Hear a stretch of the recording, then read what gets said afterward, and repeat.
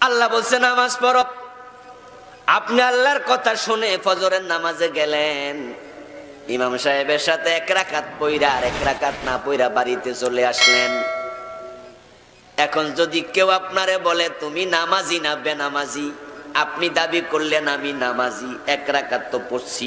বেনামাজি হলো সে যে ঘুমায়া আছে, পড়ে নাই। হুজুরের কাছে যান, হুজুর বলবে এক রাকাত পরে নামাজি হওয়া যায় না। এক রাকাত পরে বাড়ি চলে গেছেন আর এক রাকাত পড়েন নাই, সওয়াব পাবেন কতটুকু? 50%, 20, কয় পার্সেন্ট? আপনারা পড়ছেন কিছু। আপনার পাশের ঘরে আপনার খালতো ভাই আব্বাস ঘুমায়া আছে, সে এক রাকাতও পড়ে নাই। আপনি কষ্ট মষ্ট কইরা ঠান্ডার মাঝে পানি দিয়া উজু করে মসজিদে গেছেন, শীতের মাঝে এক রাকাত পড়ছেন। এখন আব্বাস ঘুমাই রইছে, সেও বেনামাজি। হুজুর কহে সওয়াব পায় না, ঘুমাই রইছে। আমি অর্ধেক পড়ছি হুজুর, কিছু তো পাইছি। হুজুর কয় জি না, তুমিও নাই। অর্ধেক নামাজ পড়ে নামাজি হওয়া যায় না, তুমি বেনামাজি। রোজা রেখেছেন, দুপুর 12টা ইফতার করে বসে আছেন, সওয়াব পাবেন কতটুকু? আপনি অর্ধেক দিন রোজা রেখে ইফতার করে ফেলার পরে রোজদারি না বেরোজদারি? অর্ধেক রোজা দিয়ে রোজদারি হওয়া যায় না। কারণ আল্লাহ তাআলা নামাজ পড়তে বলছে, কেমনে নামাজ পড়া লাগবে রাসূলকে এটাও শিখাইছে। রাসূল যেমনে দেখাইছে নামাজ তেমনে পড়ো। সাল্লু কামা রাআইতুমুনি উসাল্লি। তুমি তোমার মন মতো এক রাকাত পড়া বাড়ি যাইবা গা, এই এক রাকাতের মূল্য আল্লাহর কাছে এক আনাও নাই। পড়লে পুরা পড়ো, না পড়লে আউট। আল্লাহ বলে রোজা যদি রাখো সুবহে সাদেক থেকে রাত পর্যন্ত রাখো। সূর্য ডুবলে রোজা ভাঙবা, তার আগে ভাঙলে তুমি রোজাদার না, তুমি বেরোজদারি। অর্ধেক নামাজ পড়ে বেনামাজি থাকা লাগে, অর্ধেক রোজা রেখে বেরোজদারি থাকা লাগে। অর্ধেক ইসলাম যে মানে সেও বে ইসলামী থাকা লাগে। অর্ধেক ইসলাম ওয়ালাও মুসলিম না। ইসলামে পরিপূর্ণ প্রবেশ করো, এটা আল্লাহর অর্ডার, মানতেই। আমার ওয়াজ আপনার সাথে মিলেনি। আপনি মনে মনে ভাবছেন হুজুর কোন কি, অর্ধেক মানছি তো কি হইছে, আমি ইসলামে নাই, কইছে কে? আমি তো আছি। মসজিদে হুজুর ওয়াজ করতেছে, এই মুসল্লিরা শীতকাল আইছে, ওযু ঠিকঠাক মতো করিয়েন। অনেকে আছে পা ধুইতে গেলে তাড়াহুড়া করে, পায়ের গোড়ালিতে পানি ভালো করে পৌঁছে না, একটু ঘষা মাইজা ধুইয়েন। কিন্তু এক মুসল্লি খাড়ায় কয়, হুজুর না ধুইলে কি হয়? হুজুর কয় ওযু হয় না। তো ওযু না হইলে কি হয়? কোন নামাজ হয় না। ওই মুসল্লি কয়, আমি 40 বছর ওযুয়ে করি না, নামাজ হয় না কই লোকেই, আমি তো হইতাছে দেখতাছি। 5 ওয়াক্ত পড়তেছি, আমি ওযুয়ে করি না, আর আপনি ফতোয়া দিছেন নামাজ হয় না। আমি দেখতাছি হইতাছে আমার। হুজুর বলে হয় না, মুসল্লিকে হইতাছে। হুজুরকে এক পর্যায়ে মুসল্লি চ্যালেঞ্জ করে বসলো, আমার নামাজ হয় না ওযু ছাড়া, আপনি দেখান প্রমাণ। দেখাবে কেমনে? দেখানোর তো সুযোগ নাই। নামাজির রুকু যেমন, ওযুওয়ালার রুকু যেমন, বেওযুওয়ালার রুকুও তেমন। ওযুওয়ালার সেজদা যেমন, বেওযুওয়ালার সেজদাও তেমন। এটা হয় না, দেখাইবো কেমনে? হুজুর তখন বলেন, দেখানোর দলিল কোরআনে আছে, ইযা কুমতুম ইলাস সালাতি ফাগসিলু উজুহাকুম ওয়া আইদিয়াকুম ইলাল মারাফিক ওয়ামসাহু বিরুসিকুম ওয়া আরজুলাকুম ইলাল কাবাইন।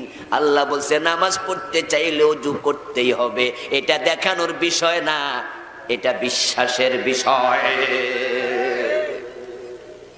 বিশ্বাসের বিষয় এটা।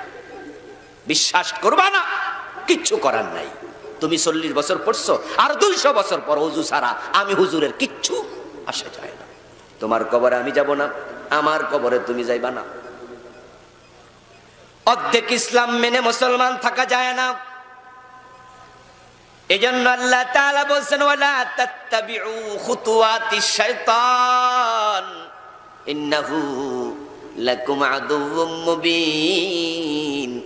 তোমরা যারা অর্ধেক ইসলাম মানো শোনো, অর্ধেক মানলে তোমার জীবনে ইসলামে পরিপূর্ণ প্রবেশ না করে 50% করেছো, এখন বাকি 50% শয়তানের অধীনে চলে গেছে। যেটা আল্লাহর অধীনে নাই, আলটিমেট এটা শয়তানের অধীনে। আর শয়তানের অধীনে যখন কেউ থাকে, শয়তান তাকে ঈমান নিয়ে মরতে দেয় না। ইন্নাহু লাকুম আদুউম মুবিন, সে তোমাদের প্রকাশ্য দুশমন। 90% জিন্দিগি ইসলামে ঢুকাইছো, 10% বাহিরে রাখছো। শয়তান 10% পাইলে খুশি, সে ওই 10% ধরে এমন জোরে টান মারবে 90% ছুড়াইয়া নেবে। কারণ তার অভিজ্ঞতা, তার যোগ্যতা, তার প্রজ্ঞা, তার বয়স, তার এলেম তোমার সে কম না বেশি? সে তোমার বাবা আদম রে পর্যন্ত ছাড়ে নাই, তুমি কেডা? সে তোমার বাবা আদমকে পর্যন্ত জান্নাত উলঙ্গ করে ছেড়ে দিয়েছে। আল্লাহ বলছে গাছের কাছে যেও না। আদম নবী বুঝছে যামু না, কিন্তু জান্নাতের দরজায় দাঁড়ায় শয়তান কাঁদে। মা হাওয়া বাবা আদম জিগায় কেডা, কেডারে কান্দে। ইবলিস বলে আমারে চিনবেন না, আমি আপনাদের বড় হিতাকাঙ্ক্ষী, নিজের জন্য কাঁদি না, আপনাদের জন্য কাঁদি। ওয়াকাসামাহুমা ইন্নী লাকুমা লামিনান নাসিহিন, বিশ্বাস নিয়ে আবার না করে, এই জন্য আল্লাহর কসম কইরা কয় আমি আপনাদের বড় শুভাকাঙ্ক্ষী। ইন্নী লাকুমা লামিনান নাসিহিন, ইন্নী নিশ্চয়ই আমি। ওরে বাবা রে বাবা, তাকিদ দিয়া কইতাছে খুব হিতাকাঙ্ক্ষী।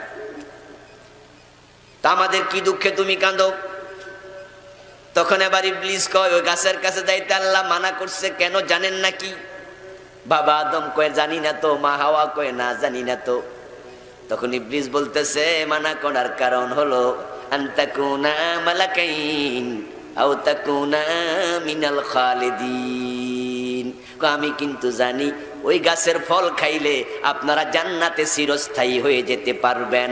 আল্লাহ কিন্তু চিরস্থায়ী করতে চায় না, তাই দৌড় মাইরা খাইয়ালান, জান্নাত থেকে বের হওয়া লাগবে না। বাবা আদম মা হাওয়া শয়তানের ধোকায় পড়ে গেল, খাওয়ার সাথে সাথে জাহান্নামের জান্নাতের কাপড় গায়ে আর নেই। পালাম্মা দাকাশ শাজারা বাদাত লাহুমা সাওআতুহুমা, যেই মাত্র ফল খেলো সাথে সাথে কাপড় খসে পড়ে গেল। ফাতাফাকা ইয়াকসিফানি আলাইহিমা মিন ওয়ারাকিল জান্নাহ। আল্লাহ কুরআন মাজিদে বলেন তারপরে ওই গাছের পাতা ছিঁড়ে দুইজনে লজ্জাস্থান ডাকতেছে, গায়ে জান্নাতের কাপড়টা আর নাই।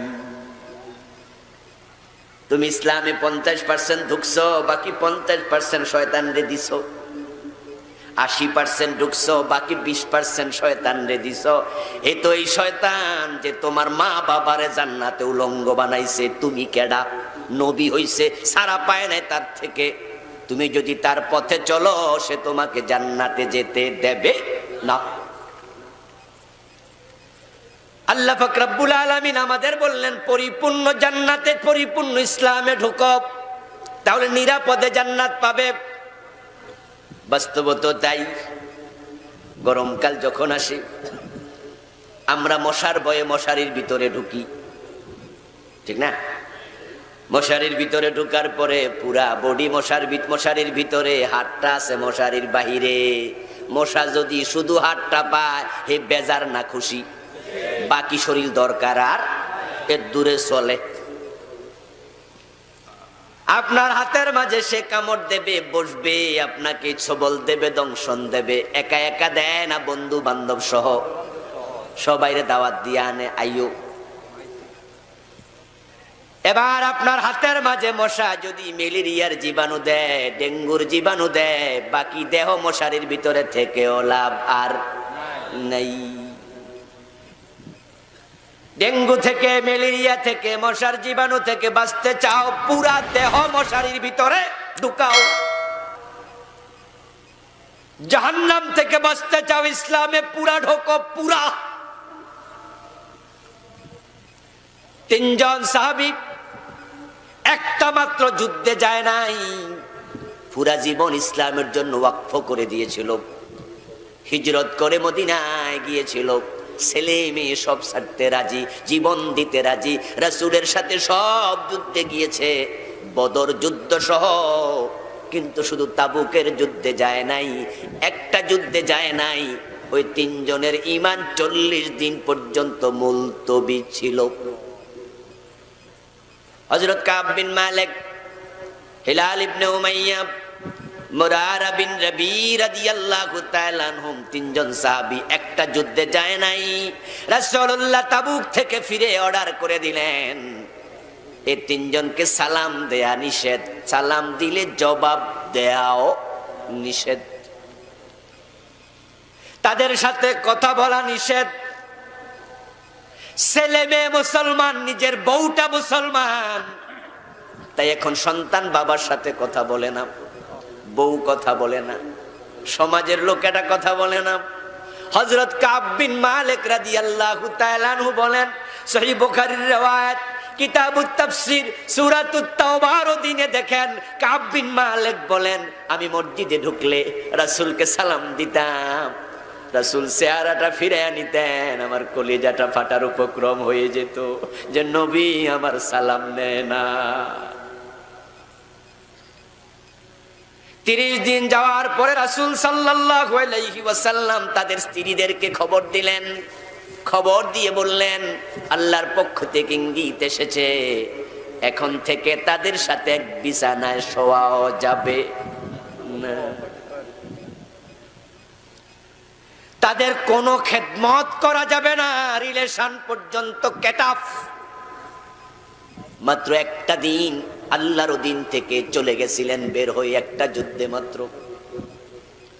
হিলাল ইবনে উমাইয়া রাদিয়াল্লাহু তাআলা আনহা ছিলেন বয়োবৃদ্ধ মানুষ। উনার স্ত্রী বললেন, ইয়া রাসূলুল্লাহ, হেলাল তো এত বুড়া, ওযুর পানিটাও আমি আগায়া দেয়া লাগে, এখন কি করব? আপনি যেভাবে বলছেন হুজুর, কি করতে পারি বলুন? রাসূল বললেন, হেলালকে শুধু ওযুর পানি দিও, কিন্তু সে বিছানায় ডাকলে বিছানায় যাওয়া যাবে না। উদখুলু ফিস সিলমে কাফা, মুসলমান হওয়ার পরে আপনি স্বাধীন থাকতে পারবেন না। আল মুমিনু কাল জামালিল আনিফ হাইসুমা কিদা ইনকাদ। রাসূল সাল্লাল্লাহু আলাইহি ওয়াসাল্লাম বলেন, ঈমান আনার পরে তুমি সে ওটের মতো হবা যে ওটের নাকের ভিতরে মালিক রশি ঢুকাইয়া দিছে। উদাহরণটা খুব দেখুন, কি চমৎকার উদাহরণ। নাকের ভিতরে যদি মালিক রশি ঢুকাইয়া দেয়, এই ওট স্বাধীন না পরাধীন? মাশাআল্লাহ, আবার বলুন, স্বাধীন না পরাধীন? মন মতো চলে না, মালিকের টান মতো। মালিক টানে ওট যদি না যায়, নাক ছিঁড়ার সম্ভাবনা আছে না নাই? আপনি মুসলমান হবেন না, আল্লাহর কিচ্ছু আসে যায় না, রাস্তা খোলা আছে, দরজা খোলা আছে। ফামান শাআ ফালিউমিন ফামান শাআ ফালিয়াকফুর। আল্লাহ কোরআনে বলেন, যার মনে চায় সে মুমিন হোক, যার মনে চায় না সে কাফের হোক, কিন্তু মাঝামাঝি কোনো রাস্তা নাই। ওয়াইন তাকফুরু আনতুম ওয়া মান ফিল আরদি জামিআ ফাইন্নাল্লাহা গানিয়্যুন হামিদ। আপনারা 250 কোটি মুসলমান আছেন দুনিয়ায়, 800 কোটি মানুষ, 600 কোটি কাফের। এখন আল্লাহ বলে, তোমরা 250 কোটি যদি কাফের হতে চাও, হয়ে যাও, আকাশ জমিনে সবাই কাফের হোক, আমি আল্লাহর কিচ্ছু আসে যায় না, আমি তোমাদের প্রতি মুহতাজ না। তোমরা যদি ঈমান আনো, লাভ তোমাদের, কাফের হলে লসটাও তোমাদের। আমার লাভও নাই, আমি আল্লাহর লসও নেই। আপনি গাড়িতে উঠবেন, কুমিল্লা ক্যান্টনমেন্ট যাইয়া ঢাকা যাওয়ার জন্য গাড়িতে উঠতেছেন, এক পা গাড়ির ভিতরে দিলেন দরজায়, আরেক পা দিলেন মাটি। গাড়ির দরজার হাতলে ধরলেন, এক পা মাটির দিয়া আরেক পা গাড়ির ভিতরে দিয়া খাড়াই রইলেন। 1-2 মিনিট 3 মিনিট যাওয়ার পরে হেলপার বলবে, কিরে ভাই এটা কি হইলো, উঠলে ওঠেন, না উঠলে নামেন। বলবেনি এইটা কিতা ভাই, উঠলে ওঠেন না নামেন। আপনি কইলেন আমারে চিনো, কয় টাকা লাগবো মিয়া, বাস কিনালাম, সিটের ভাড়া কত, 3 গুণ বেশি দিমু, কিন্তু আমি এমনি ঢাকা যাবো। গাড়ির ড্রাইভার স্টিয়ারিং থেকে মাথাটা ঘুরাইয়া কইব, হেল্পার ধাক্কা মার, এই যাত্রী দরকার। আপনি ইসলামে কিছু ঢুইকা আর কিছু বাহিরে থাইকা আল্লাহরে বুঝাইয়া দিছেন আমি কেডা চিনে, বেশ আমারে না দিয়া কারে দেবে। আল্লাহ কে ফামান শাআ ফালিউমিন ওয়া মান শাআ ফালিয়াকফুর, ভালো লাগলে মুমিন হও, না লাগলে নামো, রাস্তা খোলা। গাড়ির ভিতরে এবার উঠছেন, উঠে আপনি জানালা দিয়া মাথা বাইর কইরা পাশের দিয়া গাড়ি যায় গুনতাছেন। ড্রাইভার লুকিং গ্লাস দিয়া তাকাইয়া, এই হেল্পার, এই যাত্রীর মাথা ঢুকা, বলেনি এই যাত্রীর মাথা ঢুকা। আর একজন জানালা দিয়া এমনি হাত বাইর কইরা বইয়া রইছে। ড্রাইভার কয় হাত ঢুকা, কারণ ড্রাইভার দায়িত্বশীল, সে জানেন মাথাটা যদি জানালার বাহিরে থাকে ঢাকা নিরাপদে যাওয়া যাবে না, হয়তো কবরস্থানও যাওয়া লাগতে পারে। গাড়ির ভিতরে ঢুকেছ, হাত ঢুকাও নাই, নিরাপদে ঢাকা যেতে পারবা না, হাসপাতাল যাওয়া লাগবে। অন্য গাড়ি বাড়ি দিয়া তোমার হাত ভেঙে নেবে, মাথা ভেঙে নেবে। নিরাপদে ঢাকা যেতে চাও, পুরা বডি গাড়ির ভিতরে ঢুকাই আল্লাহ আল্লাহ করো, জিকির করো, আল্লাহরে বলো আল্লাহ নিরাপদে নেও। আল্লাহ আমাদের বড় বন্ধু, আল্লাহর মতো হিতাকাঙ্ক্ষী বন্ধু আর কেউ। তিনি জানেন যে ব্যক্তি ইসলামে পরিপূর্ণ ঢুকবে না, শয়তানের কাছে কিছু রেখে দেবে, শয়তান তাকে নিরাপদে জান্নাতে যেতে দেবে না, টেনে জান্নাতের পথ থেকে বের করে নেবে। নিরাপদে জান্নাতে যেতে চাইলে ইসলামে পরিপূর্ণ প্রবেশ করা দরকার আছে না নাই? আবু বকর রাদিয়াল্লাহু তাআলা আনহু খলিফা হলেন। খলিফা হওয়ার কয়েকদিন পরে যাকাত বিভাগের কিছু কর্মচারী এসে রিপোর্ট করলো, ইয়া খলিফাতা রাসূলিল্লাহ ইন্নাহুম আনকারুজ যাকাতা, ও আল্লাহর রাসূলের খলিফা অমুক অমুক অমুক তারা যাকাত ইনকার করে বসেছে, তারা বলতেছে আপনার কাছে আর যাকাত দেবে না। আবু বকর সিদ্দিক শোনার সাথে সাথে বললেন, খালিদ বিন ওয়ালিদ কোথায়? লাব্বাইক, তলোয়ারে শান দাও, যুদ্ধ হবে। হযরত ওমর শুনে দৌড় মারে আসলেন, ও রাসূলের খলিফা আবু বকর, যুদ্ধটা কার সাথে হবে? আবু সিদ্দিক বলেন, মুরকিরিনে যাকাতের সাথে। যারা যাকাত অস্বীকার করেছে তাদের সাথে জিহাদ। ওমর বলেন, কয় কি? তারা তো নামাজ পড়ে, রোজা রাখে, টুপি আছে, দাড়ি আছে, পাজামা আছে, পাগড়ি আছে, পাঞ্জাবি আছে, মেসোয়াক আছে, শুধু যাকাত না দিব না কইছে। জিহাদ তো কাফেরের সাথে হয়, ওরা তো কালেমাওয়ালা। আবু বকর রাদিয়াল্লাহু তাআলা আনহু তখন দৃঢ়তার সাথে বললেন, মান ফাররাকা বাইনাস সালাতি ওয়াজ যাকাত লাকাতালতু মাআহুম, যারা নামাজ এবং যাকাতের মাঝে পার্থক্য সূচনা করবে অবশ্যই যুদ্ধ আমি তাদের সাথে করব। ওয়ালাউ মানাউনি ইয়াকালা কানু ইউদ্দুনাহু ইলা রাসূলিল্লাহি লাকাতালতুহুম আলা মানইহি। ওমর, তুমি শুনে রাখো, এই বিষয়ে তোমার পরামর্শ আমি নেব না, আমি দেশের প্রেসিডেন্ট, এই বিষয়ে আমার যুদ্ধের ঘোষণা বলবৎ থাকবে। যুদ্ধের ঘোষণা শুনে লোকগুলো যদি ভয় পেয়ে যায়, তাওবা করতে চায়, ফিরে আসলো, আমরা যাকাত দেব, সরি যুদ্ধ করেন না, তবে আমরা যাকাতের ওট ছাগল মদিনায় নেয়ার জন্য রশি দিমু না। কথা বুঝছেন? যে আমরা যুদ্ধ মধ্যে দরকার নাই, আপনারা যাকাত নেন, কিন্তু রশি দিমু না। হযরত আবু বকর বলেন, রাসূলের যুগে তারা যাকাতও দিত, রশিও, কিন্তু এখন তারা ইসলাম থেকে সামান্য বের হয়ে গেছে, যাকাত দিতে রাজি, রশি দিতে রাজি নাই। আমি আবু বকর রশির জন্য জিহাদ করব, ইসলামের বাহিরে সামান্য গেলে সেটাও মানা হবে না।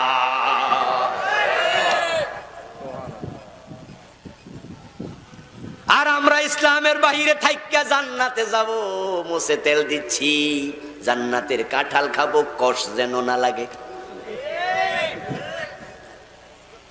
হযরত ওমরের ছেলে আবু শামা যুদ্ধ করতে গিয়েছিলেন মিশরে, ইসলামের পক্ষ শক্তি, মুজাহিদ।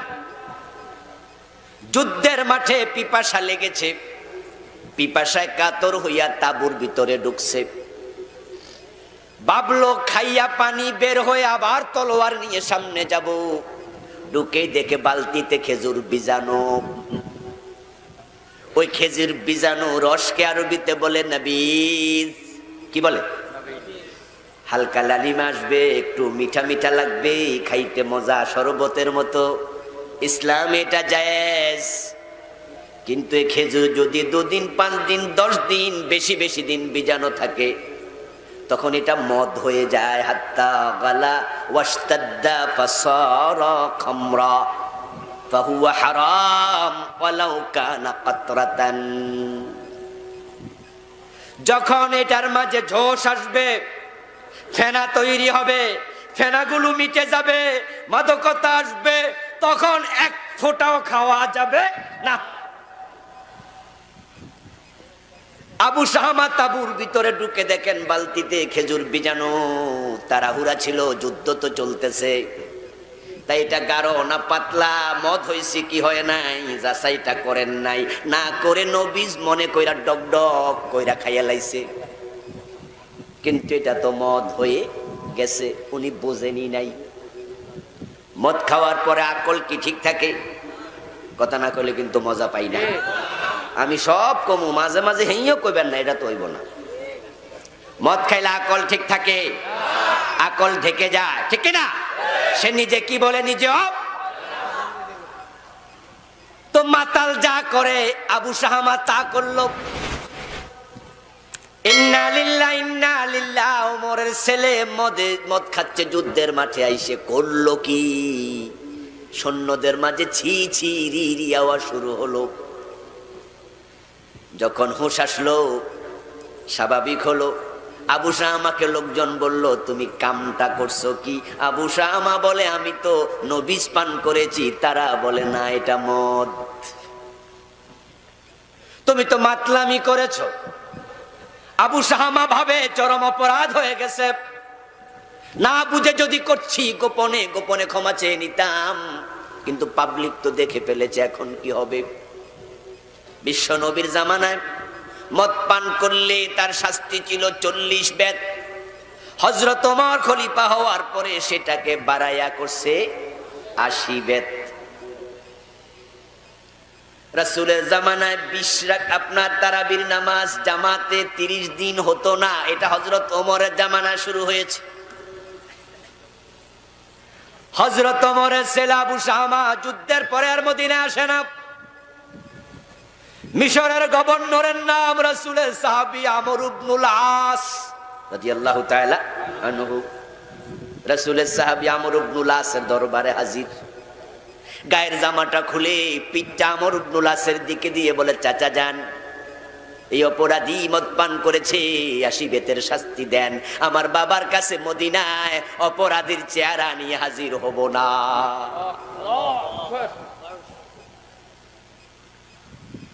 আমি হদ নিয়ে যেতে চাই, শাস্তি নিয়ে যেতে চাই। আমর ইবনুল আস রাদিয়াল্লাহু তাআলা আনহু আশীর্বাদ দিলেন, পিঠটা লাল হয়ে গেল। বাড়িতে গেলেন, এক কান দুকান করে করে ওমরের কান পর্যন্ত খবর পৌঁছে গেছে আবু শামা মদ খাইছে যুদ্ধের মাঠে। ওমর তো রেগে আছেন, রাগী মানুষ। আবু শামা হাসির হওয়ার সাথে সাথে, এই ছেলে দিকা।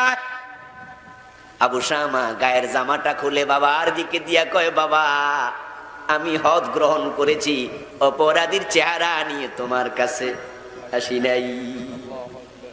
হযরত ওমর খুশি হয়ে গেলেন। উনি বললেন, আবু শামা তাহলে আমর ইবনুল আস তোরে হদ প্রয়োগ করেছে? জি বাবা। তা আমি তো 80 বেতের সার্কুলার জারি করছি। তোরে কয় বেত দিছে? কয় বাবা 80টাই দিছে। কথা হলে একজন সাক্ষী আন, আমি খুশি হব যে আমার সার্কুলার গভর্নররা মানতেছে, আমি খুশি হব। আবু শামা বলে, বাপজান সাক্ষী পাবো কই? উনি তো ঘরের দরজা বন্ধ করে আমারে পিটাইছে। হযরত ওমর বলেন, ইন্না লিল্লাহ ইন্না লিল্লাহ। কয় কি রে? কয় কি? আমর ইবনুল আস এটা কি কাম করলো? সাথে সাথে চিঠি লিখলেন, আমর মদিনায় আসো। দূত পাঠাইয়া দিলেন। হযরত আমর ইবনুল আস ঘোড়ায় চড়ে দৌড়াইয়া মদিনায় হাজির। হযরত ওমর প্রশ্ন করে, আমর অপরাধীকে ঘরের দরজা বন্ধ করে শাস্তি দেয়া রাসূলের সুন্নাহর খেলাফ, কোরআনের বিধানের খেলাফ। তুমি কি দেখনি আমার রাসূল অপরাধীকে প্রকাশ্যে শাস্তি দিত? সূরা নূর আল্লাহ তাআলা বলছে, ওয়ালিয়াশহাদা আযাবাহুমা তাইফাতুম মিনাল মুমিনিন। অপরাধীকে মুমিনদের উপস্থিতিতে শাস্তি দিও, এতে করে যারা অপরাধী তারা মায়ের খাইয়া ভালো হবে, অন্যরা মায়ের দেখে অপরাধ ছেড়ে দেবে। তুমি ঘরের দরজা বন্ধ কেন করে পিটালে? আমর ইবনুল আস রাদিয়াল্লাহু তাআলা আনহু জবাব দেন, আমিরুল মুমিনিন আমি আপনার ছেলে আবু শামা ছাড়া একজনকে ঘরের দরজা বন্ধ করে পিটাই নাই। আল্লাহর কসম আমি তাকে 80 বেত দিয়েছি, গনে গনে একটাও কম দেই নাই। তো ঘরের দরজা বন্ধ কেন করেছো? ও আমিরুল মুমিনিন আপনার চেহারাটা আমার বারবার মনে পড়ে গেছে। আমি আপনার ছেলেরে মানুষের সামনে কেমনে পিটাই, আপনার ইজ্জত নষ্ট হয়ে যাবে। ওই আপনার গায়রতের প্রতি, রাজুলিয়াতের প্রতি, ব্যক্তিত্বের প্রতি সম্মান দেখায়া আমি দরজা বন্ধ করে ওরে পিটাইছি। হযরত ওমর বলেন, অপরাধীর কোনো পিতৃ পরিচয় থাকে না, তোমার বিচার বাতিল।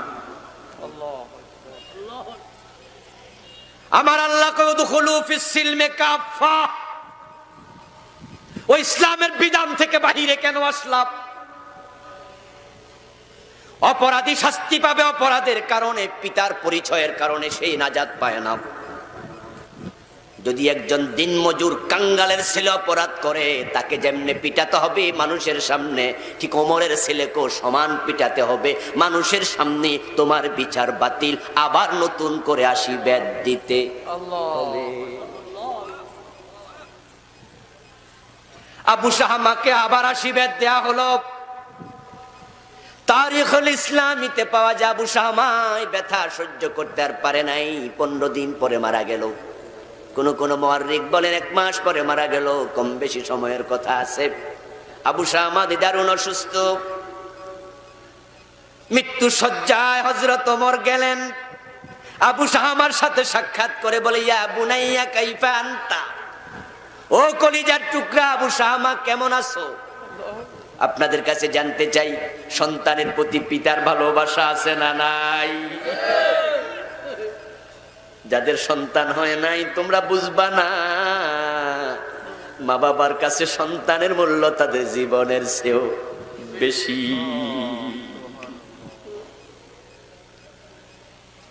কেনান পানিতে ডুবে যায়, নূহ নবী কিস্তিতে থাইকা চিৎকার মারছে, কেনানকে তিনি বলছেন ইয়া বুনাইয়ার কাব মানা। এগুলো কোরআনে আল্লাহ আমাদের শোনাচ্ছে।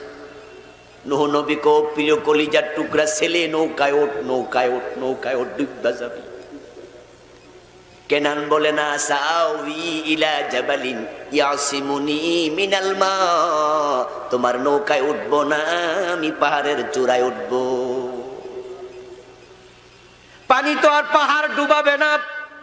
নূহ নবী তখনও বলেন লা সিবাল ইয়াউম, আজকে তোরে পাহাড়ও বাঁচাইতে পারবে না, নৌকায় ওঠ, নৌকায় ওঠ। পাহাড় যখন ডুবে গেল, এবার কেনান হাবুডুবু খাচ্ছে।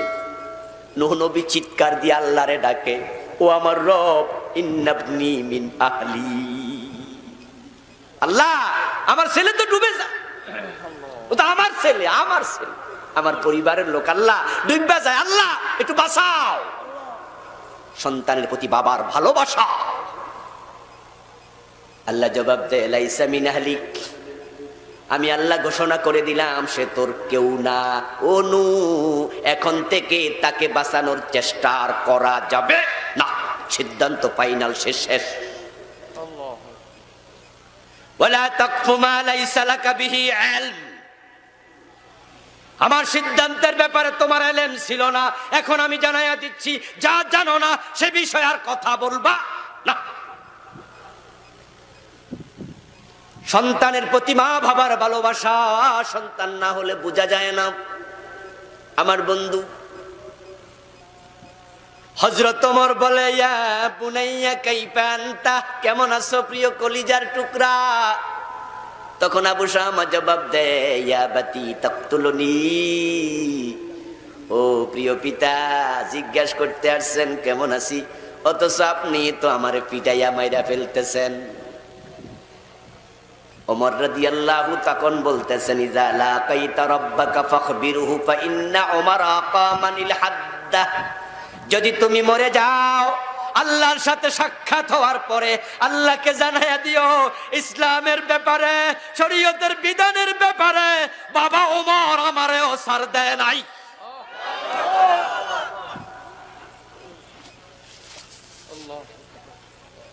মদ্যপানের অপরাধে প্রিয় পুত্রকে নিজ করে মেরেছ দোররা, মরেছে পুত্র তোমারই চোখের পরে। হযরত আবু বকর সামান্য ছাড় দেন নাই, যুদ্ধের ঘোষণা দিয়েছেন। হযরত ওমর নিজের ছেলেকে ছাড় দেন নাই। নবী মুহাম্মদ সাল্লাল্লাহু আলাইহি ওয়াসাল্লাম বলেছেন আমার মেয়ে ফাতেমা যদি চুরি করে আমি ফাতেমার হাতটাও কাটবই। এটা হলো ইসলাম। তোমার নাকের ভিতরে রশি ঢুকিয়ে দেয়া হয়েছে, এখন তোমার রব যেদিকে টানবে তুমি সেদিকে যেতেই হবে, যাবে না তোমার ইসলামের রশি ছিঁড়ে যাবে।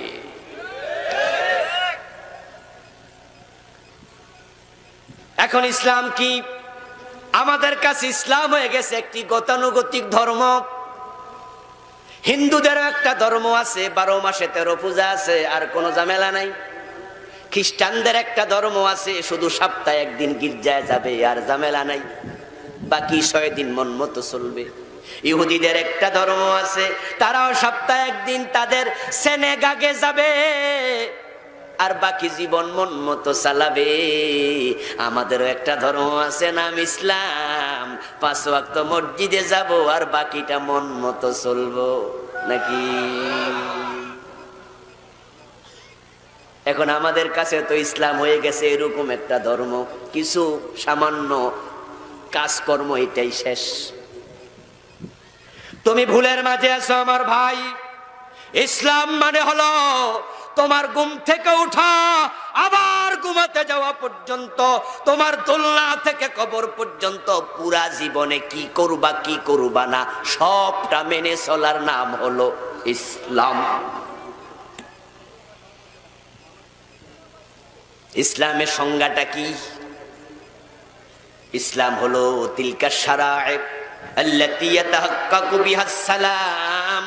ইসলাম মানে হলো কিছু আইনের নাম, এটা করা যাবে ওটা করা যাবে না, এটা তুমি করতে হবে ওটা করতে পারবা না, এটার নাম ইসলাম। ইসলাম হলো বিশ্বজবি বিশ্ব নবীর জীবনের মডেলে তোমার জীবন গঠন করা।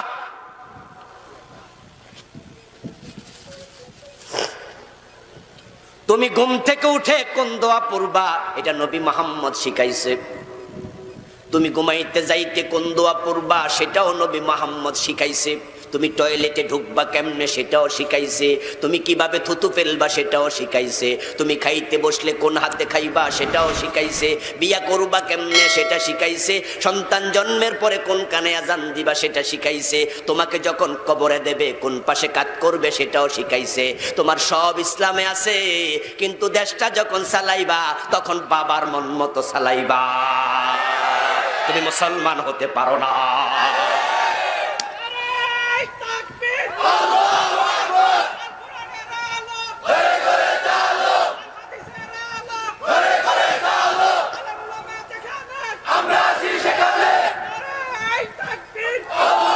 আমার বন্ধু, একসময় মুসলমান সমাজে ছিল, ইসলাম সমাজের প্রতিটি অঙ্গনে দেখা যেত, কিন্তু এখন মুসলমানের অভাব নাই, সমাজের কোথাও ইসলাম নাই।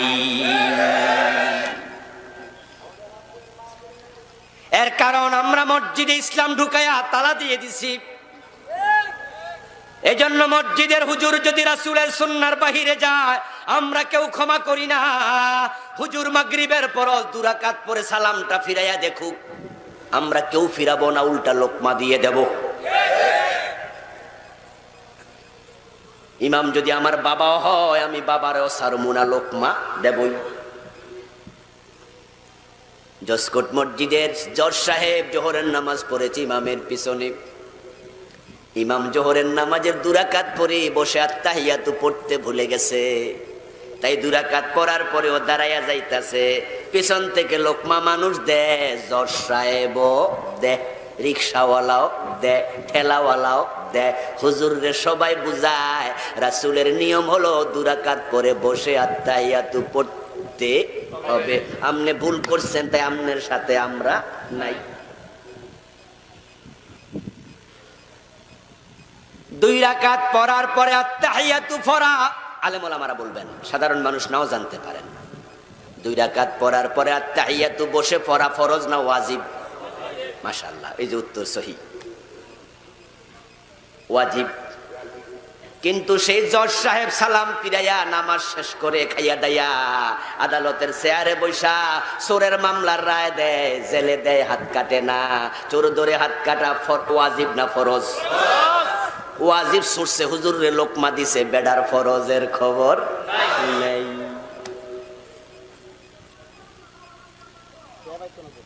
আল্লাহর আইনে দেশ চলবে, সমাজ চলবে, তুমি চলবা, আমি চলবো, আদালত চলবে, গণভবন চলবে, বঙ্গভবন চলবে। আলা লাহুল খালকু ওয়াল আমরু, আল্লাহর ঘোষণা, কোরআনের আয়াত, সৃষ্টি যার, আইন চলবে শুধুই তার।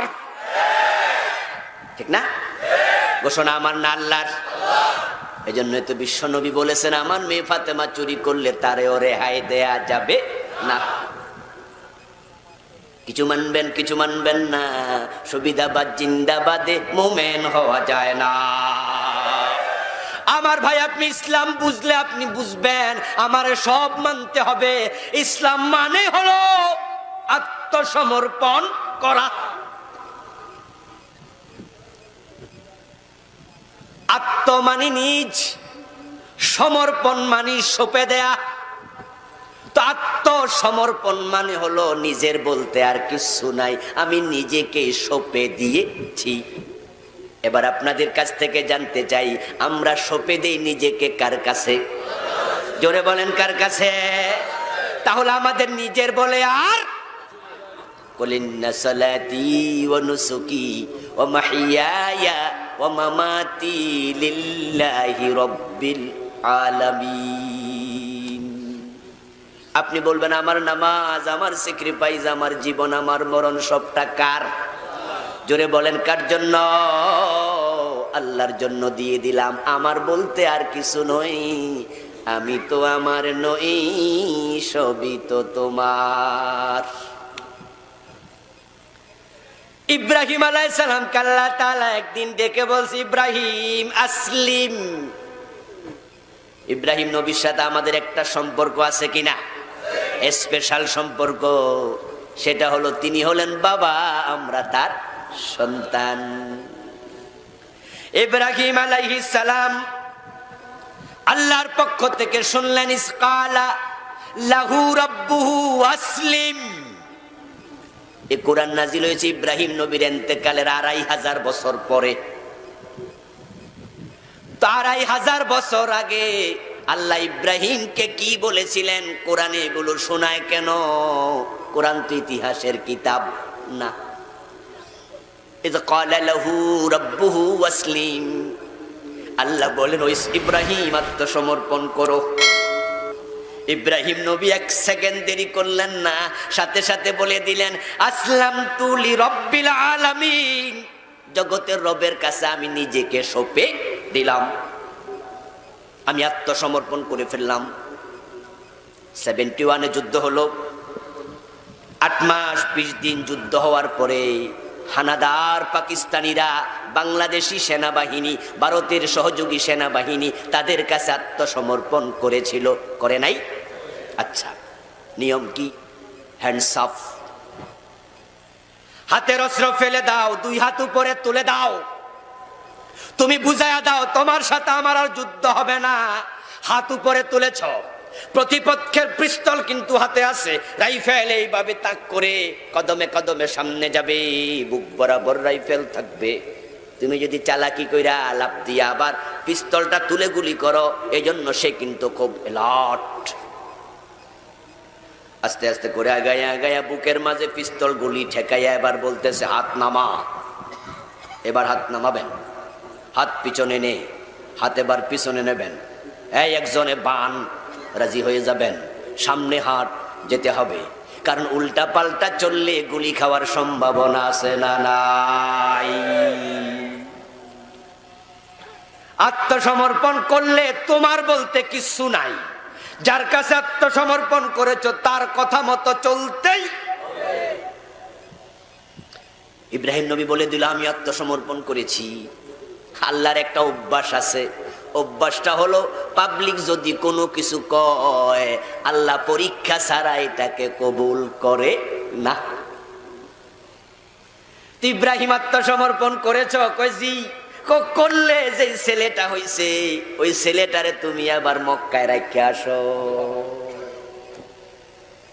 86 বছর বয়স, কত রকমের দোয়া কইরা রাব্বি হাবলি মিনাস সালিহিন কইয়া কইয়া একটা ফোলা পাইছে, জন্মের পর আদর করে চুমু খায়। 86 বছর বয়স, যে বেড়া বিয়া কইরা 15-20 বছর ফোলা মাইয়া হয় না, এই বেড়া বোঝে ফোলা মাইয়া কি জিনিস। এটারে কি মাথাত রাখবো না কোলে রাখবো? আরে কয় যে মাটিতে রাখলে পিঁপড়া খাইবো, মাথাত রাখলে উকুনে খাইবো, রাখি কই? তখন মানুষ কয়, আরে 7 রাজার দন পাইছে, কি খুশি। আল্লাহ কয়, ইব্রাহিম বাচ্চাকে রেখে আসো, রেখে আসো, যাও। আত্মসমর্পণ করার পরে আল্লাহ কেন রাখবো, কোথায় রাখবো প্রশ্ন করা যাবে না। আমি জিব্রিল পাঠাচ্ছি, জিব্রিল যেখানে বলে সেখানে রাখা আসবা। জিব্রাইল দেখাইছে, যেতে যেতে সিরিয়া থেকে চলে গেল মক্কায়, পারান উপত্যকাও, যেখানে আজকের কাবা, সেখানে কাবা ঘরটা ছিল না, শুধুমাত্র তার ভিটিটা ছিল, পাশে পাহাড়, কিন্তু গাছপালা বাড়িঘর কিচ্ছু নেই। এখানে রেখে চলে যাও সিরিয়াতে। আবার নিজের কলিজার টুকরা ছেলেটা, নিজের স্ত্রীটাকে রেখে ইব্রাহিম আলাইহিস সালাম সিরিয়ায় চলে গেল। পিছনের দিকে একটা বারও ফিরে তাকায় নাই, কারণ আত্মসমর্পণ করার পরে রবের কথার বাহিরে চলার সুযোগ আর নেই। মাঝে মাঝে তিনি মক্কায় যেতেন ছেলে দেখার জন্য, বউ দেখার জন্য। আস্তে আস্তে করে ইসমাইল বড় হয়েছে, ফালাম্মা বালাগা মাহুস সাইয়া, এখন বাবার সাথে দৌড়াদৌড়ি করে, এখানে সেখানে যায়। বাবা গেল ওজুর পানিয়া গায়া দেয়, বাবার মাথার মাঝে সুন্দর করে সিঁথি কেটে দেয়, পাকনা পাকনা চুলগুলো টেনে টেনে বের করে বাবাকে চুমু দেয়, কোলে লয়, আদর করে ছেলেকে হাঁটে। আল্লাহ স্বপ্নে দেখায়, ইব্রাহিম এ ছেলেকে জবাই করে দে।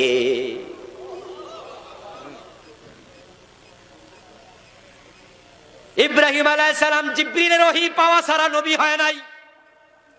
প্রত্যেক নবী ওহী পাইয়া নবী হইছে, ওহী না পাইলে নবী না।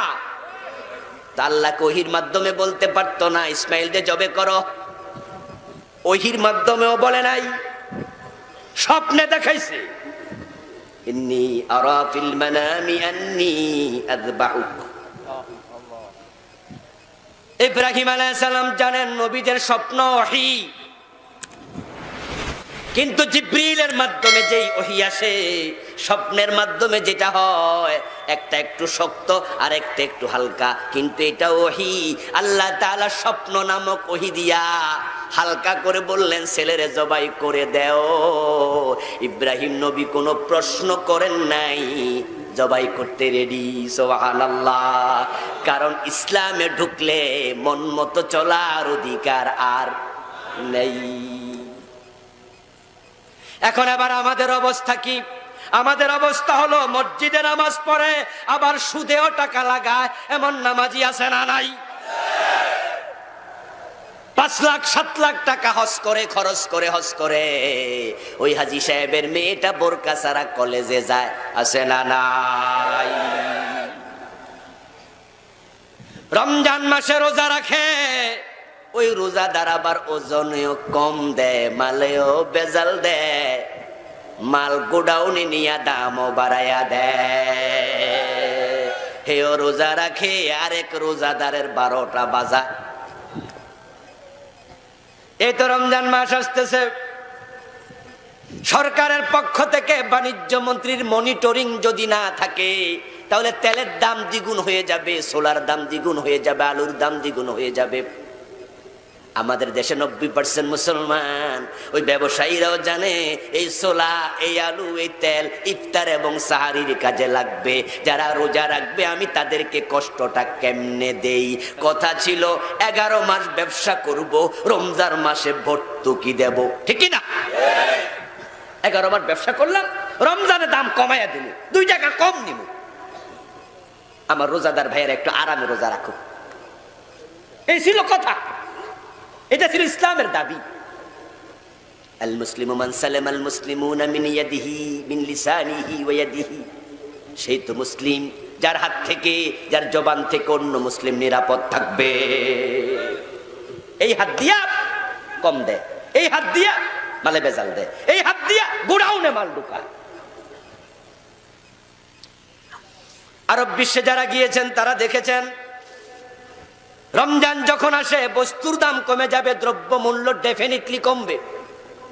গত রমজান আমি দেখেছি দুবাইয়ের একটি তালিকা দিয়েছে, দুবাইতে তালিকা দিয়েছে, আমি দেখলাম যে কোন কোন জিনিসের দাম রমজানের উপলক্ষে কমে গেছে। আমি দেখলাম যে খেজুরের দাম কমেছে, দুধের দাম কমেছে, অর্থাৎ রোজাতে যেগুলো মানুষ বেশি খাবে সবগুলোর দাম কমে গেছে। যারা উমরা করার জন্য রমজানে যান সৌদি আরবে, দেখবেন বন্ধু খাবার নিয়ে ইফতারের সময় পাগলের মতো দৌড়াচ্ছে, হাতে ধরে ধরে খাবার দিচ্ছে। আল্লাহর কাবাতে রাসূলের মসজিদে যদি আপনি দুমুন্না বস্তা কান্দে লইয়া ইফতারের টাইমে ঢোকেন, আপনি ডজন ডজন রকমের খেজুর, কত রকমের ইফতার আছে, আপনি চাইলে একটা দুমুন্না বস্তা ভর্তি করতে আপনার আধা ঘন্টাও লাগবে না। পাগল হইয়া মানুষ খাওয়াচ্ছে, দাম কমে যাচ্ছে। আর আমাদের দেশে কি হলো, অধিকাংশ ব্যবসায়ী 11 মাস করে চুরি, রমজানে করে ডাকাতি, ঠিক না? 11 মাস কি করে, রমজান আইলে আবার জান্নাতে যাওয়ার স্বপ্ন দেখে, মুছে তেল দে কাঁঠাল খাবে, কষ্ট যেন না লাগে।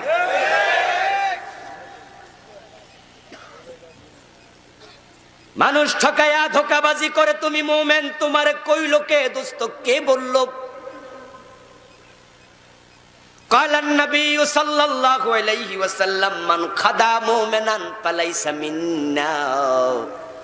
যে ব্যক্তি অন্য মুমিনকে ধোঁকা দেয় সে আমার উম্মত না। তো নবী মুহাম্মদের উম্মত না হইলে তুমি ঈসা নবীর উম্মত, তুমি খ্রিস্টান। নবী মুহাম্মদের উম্মত না মুসা নবীর উম্মত, তুমি কি ইহুদি? বলবা না, ইহুদিও না খ্রিস্টানও না, তাহলে নিশ্চয় তুমি শয়তানের উম্মত হয়ে গেছো। ওয়ালা তাত্তাবিউ খুতুওয়াতিশ শয়তান। তাই উদখুলু ফিস সিলমি কাফা বলার পরে আল্লাহ এটাও মানা করছে, শয়তানের উম্মত হওয়া যাবে না। হাজী সাহেব বাজারে গেছে লাউ বেচতে। জোহরের শেষ দিকে বউ কইছে, শুনছেন নি? হাজী সাহেব কয়, কি শুনতাম কও দেখি। লাউটা তো একটু শক্ত হইয়া যাইতাছে, পোলাপান তো আর খায় না, বাজারে বেচা আসেন। হাজী সাহেব টান দিয়া লাউটা গাছ থেকে ছিঁড়ে হাতে লইছে, লইয়া দেখে পেট বরাবর ফোকে খাইছে। ফোকের ছিদ্র লাউয়ের পেট বরাবর।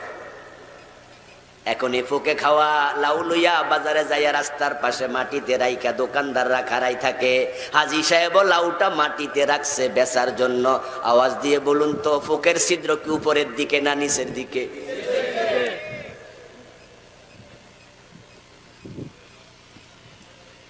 কেন রে ভাই, আপনি না হাজী, আপনি না নামাজি? قال النبي صلى الله عليه وسلم من باع عيبا ولم ينبه عليه لم يزل في مقت الله او لم تزل الملائكه تلعنه رواه مسلم। মুসলিমের হাদিস মানে সহিহ, সন্দেহ করা যাইব না।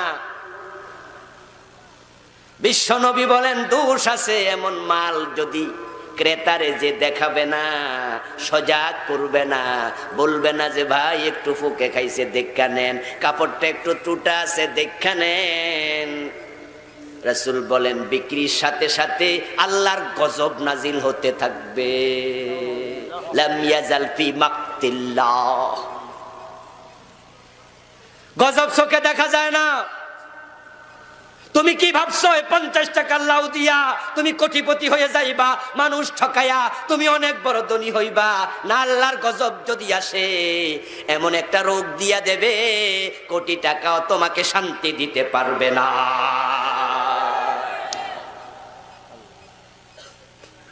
হারাম খাইছো, মানুষকে ঠকাইছো। একটা ছেলেরে আল্লাহ গাঁজাখোর বানায়া ছাড়বো, ঐশী বানায়া দিব, এমন মাইয়া দিব জবাই করে ছাড়বে, ডিপজল বানায়া দিব, এমন ছেলে বানাবে তোমার জীবনটাকে জাহান্নাম বানায়া ছাড়বে।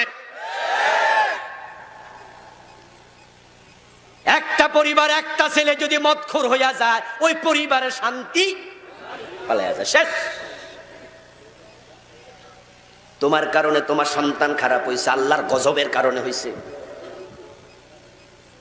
আপনার দুশ্মন আছে, চোর আছে, ডাকাত আছে, ঘরের বাহিরে আপনার ঘর আছে, পাকা বিল্ডিং, একবারে শক্ত স্টিল দিয়া দরজা বানাইছেন, জানালাগুলো চমৎকার, ঘরের দরজা লাগায়া দাও, জানালা লাগায়া দাও, এবার হাতের ঘড়ি হাতে, কানের স্বর্ণ কানে, গলার চেইন গলায়। তোমার যদি প্রয়োজন হয় স্বর্ণের আংটিটা তুমি খুলে টেবিলে রাইখা ঘুমায়া যাও, দরজা বন্ধ, টেনশন নাই, চোর ঢুকতে পারবে না বিল্ডিং ঘর।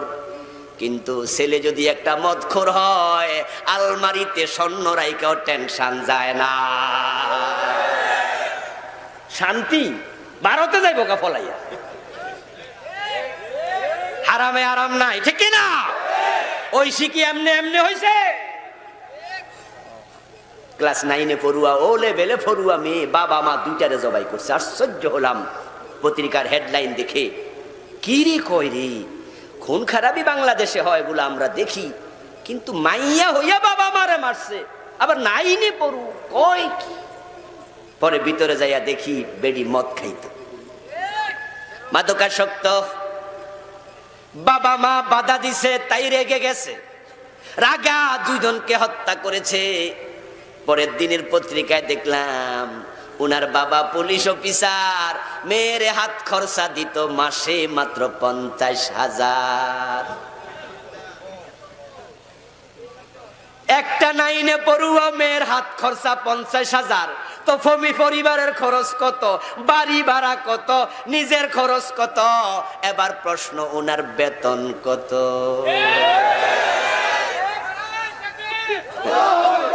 ওনার ইনকামে ঝামেলা আছে না নাই? ওই হারামে আরাম নাই। ইসলাম মানে শান্তি, ইসলামে ঢুকবা না, তোমার কপালে শান্তি জুটবে না। তাকায়া দেখবেন, যার জীবনে ইসলাম যত বেশি, তার দুনিয়া তো শান্তি তত বেশি। রিক্সাওয়ালাদের দিকে তাকাবেন, দেখবেন রিক্সাওয়ালারা তারা গরিব, গরিব হওয়াই প্রমাণ করে তারা সুদে টাকা লাগায় না, টাকা তো নাই, লাগাবে করতে, উল্টা আরো সুদে টাকা এনে রিক্সা কিনে। এটাও হারাম, এটাও করা যাবে? খায় না, গোশ দেয়, কেডা খাইতো? রিক্সাওয়ালা মানুষ ঠকায় না, কেমনে ঠকাইবো? সিস্টেমে তো নাই। আর পাবলিক রিক্সা ওড়ার সময় দরাদরি করে। আপনার বড় চাইনিজ রেস্টুরেন্টে যাইয়া খাইয়া পেট বইরা 100 টাকার বিল 500 টাকা দিয়া তারপরে আবার আসার সময় টেবিল বয়ের 50 টাকা দিয়ে দেয়। আশ্চর্য তো। একটা বার্গার সাধারণ দোকানে বিক্রি করে 25 টাকা, এটাই বড় হোটেলে ঢুকে গেছে 500 টাকা, টেনশনও নাই, দিয়ে দিচ্ছে। কিন্তু রিক্সা ওড়ার সময় জিগায় দাম কত? যদি নাও জিগায়, নাইম্বা যদি 5 টাকা বেশি চায় থাপ্পড় তোলে, ঠিক কি না? আরে গরিবদের উপরে তুমি এত জুলুম করলা, কত টাকা কত জায়গায় চলে গেল। এই জন্য আপনাদের কাছে আমার অনুরোধ থাকবে, পার্সোনালি আমিও করি না, আলহামদুলিল্লাহ চেষ্টা করি। রিক্সাওয়ালারা, গরিব মানুষগুলো যারা রাস্তার পাশে দাঁড়ায় দাঁড়ায় দেখবেন যে কত জিনিস বেচে, দেখবেন শাক বেচে, কলা বেচে, আছে না লোকগুলো? ওদের দোকান কিন্তু ছোট, কয়টা বড়ই লইয়া বয়ে রয়েছে। আমি দেখি যে হয়তো 1.5-2 কেজি বড়ই লইয়া বয়ে রয়েছে মুরব্বী মানুষটা। উনার কাছে যাই যদি আমি জিগাই, দাদা কেজি কত, কত দিবেন? আয় হায় হায় হায় হায়, ও বেটা তোমার টাকা দিয়া বিল্ডিং করবে না, পেট চালাবে, ঠিক কি না? সেটা চাল কিনে বাড়ি যাবে। এখানে ধর দাম, এখানে তো বলা দরকার চাচা কত, চাচা বলবে 100, দিয়ে দিবেন 200।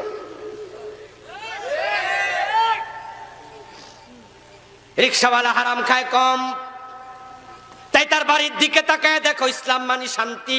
তাদের ঘরে শান্তি কারে কয় কল্পনা করতে পারবেন না। রিক্সাওয়ালারা ট্যাবলেট খায়া ঘুমানো লাগে না, শুইতে দেরি, ঘুম আসতে দেরি হয় না। আর 5 তলা বিল্ডিং আছে, ফাজারো জিপ আছে, খবর নিয়ে দেখো হারাম খাইয়া বড় লোক হয়েছে অধিকাংশ। এগুলো ট্যাবলেট না খাইয়া ঘুমাইতে পারে না। রিক্সাওয়ালা স্বল্পে তুষ্ট, আর আমরা কোটিপতিরা স্বল্পে তুষ্ট না। এই দুনিয়া হায় সেই বেশি চায়, যার আছে ভুরি ভুরি, রাজার হস্ত করলো সব কাঙ্গালের ধন চুরি। রিক্সাওয়ালা দেখবেন মাঝে মাঝে খেয়াল করবেন, খালি রিক্সা চালায়, জায়গা বাড়ির দিকে, এই মিয়া খালি দাঁড়াও, কয় না আজকে নিমু না। এর মানে কি মানে বোঝেন? মানে হলো আজকে পকেট বইরা গেছে, 10 টাকার নোট দিয়ে ডান পকেট, 20 টাকার নোট দিয়ে বাম পকেট, বুক পকেটও বইরা গেছে। আজকে ইনকাম একটু বেশি, নরমালি 500, আজকে পায়া গেছে 700-800। তাই সে কয় আজকে আর লাগবো। বাড়ির কাছাকাছি যাইয়া শোনা বন্ধুরে কইয়া টান মারে গান, ম্যাডাম বুঝে বস আসতেছে। আর গানের ডঙ্গে বোঝা যায় আজকে ইনকাম একটু ভালো হয়েছে। ম্যাডাম হাতে একটা গামছা লইয়া, একটু পানি লইয়া জগের মাঝে দাঁড়ায়া থাকে, হাত মুখ মুছবে বটে। ধোয়ার পরে গামছা দিয়া মুছে ঘরে ঢুকবে। উনি ঘরের সামনে যাইয়া রিক্সাটা থামাইয়া, আজকে না আমার স্টাইলটাই ভিন্ন, এমন ভাবে পা নামায় যে বিমানতে নামতাছে। তারপরে ঘরে ঢুইকা পকেটের টাকাগুলা যখন খাটের মাঝে, খাটতো নাই, চকি টকি যেটা সেটার মাঝে ফেলতেছে। পিচ্ছি পোলাপান গুলা দাঁড়ায়া দাঁড়ায়া টাকার দিকে তাকায়, আর মনে মনে ভাবে আমার বাবা বিল গেটস হইয়া গেছে। অথচ সব বিগুনলে 800। ছেলে খুশি, মেয়ে খুশি, বউ খুশি, নিজে খুশি। যার অন্তর ধনী সেই প্রকৃত ধনী। ইন্নামাল গানা গানান নাফস। তারপরে এবার টাকাগুলো ভাঁজ করে রেখে দিয়া খাইতে বসে। খাওয়ার জন্য আসলে ডাইনিং টেবিল নাই, মুন্ন সিরামিকের ফেলেটও নাই, কাটারি বোগের চালও নাই। আমার বন্ধু কোন রকমের শাকলতা দিয়া খাইতে বইছে, আলহামদুলিল্লাহ। বউ দিয়া কুলায় না, মেশিনের মতো যাচ্ছে। 5 প্লেট খাইয়া লাই, এমনও আছে কিনা? আরে ভাই 4-5 প্লেট তো বেপারি না। সকালবেলা যাওয়ার সময় ফান্তা ভাতে খাইলা 5 প্লেট, তাও কি দিয়া খাইছে? লবণ আর মরিচ। আর কোটিপতিদের খবর নাও, হারাম খায়া বড় লোক হইছে। আল্লাহ মুখের মাঝে তালা দিয়া দিছে। ডাক্তার কইয়া দিছে দুপুরে খাইবা 1.5 কাপ চাইলের ভাত, রাতে অর্ধেক রুটি খাইবা, আর মাঝে মাঝে চাইয়া থাকবা। মানুষে খায়, তুমি চাইয়া থাকবা। মুখের মাঝে তালা কে দিয়ে দিছে? হারামে আরাম নাই, খাইতেও পারবা না, মইরা দেখো সাথে নিতেও পারবা না, মাঝখান দিয়ে ফেরেশতার পিটুনি খাইবা শুধু। এই জন্য আমরা মানুষ ঠকাবো না, জুলুম করব না, হারাম খাবো না, নামাজ ছাড়বো না, ঈমান আমল ঠিক রাখবো, ইসলাম পরিপূর্ণ মানবো, ব্যক্তি জীবন থেকে সংসদ ভবন পর্যন্ত আমি থাকবো। যেখানে ইসলাম থাকবে সেখানে। যদি আমি আমার পুরা জিন্দেগিতে ইসলামকে গ্রহণ করতে পারি তাহলে আমি মুসলিম, কিন্তু কিছু নিলাম কিছু নিলাম না, সুবিধাবাদ জিন্দাবাদে মোমেন হওয়া যায় না। আল্লাহ তাআলা আমাদের সকলকে পরিপূর্ণভাবে ইসলামে আসার তৌফিক দিন। সবাই বলি আমিন।